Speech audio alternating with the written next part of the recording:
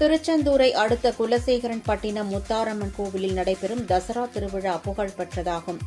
மைசூருக்கு அடுத்தபடியாக குலசேகரன்பட்டினம் தசரா திருவிழா வெகு விமர்சையாக நடத்தப்படுவது வழக்கம்.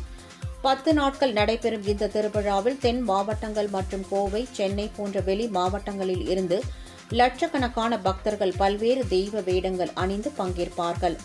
இந்து சமய அறநிலையத்துறையின் கீழ் உள்ள இந்த கோவிலில் உள்ள உண்டியல்களில் பக்தர்கள் செலுத்தும் காணிக்கை பொருட்கள் மாதந்தோறும் கணக்கிடப்படுவது வழக்கம்.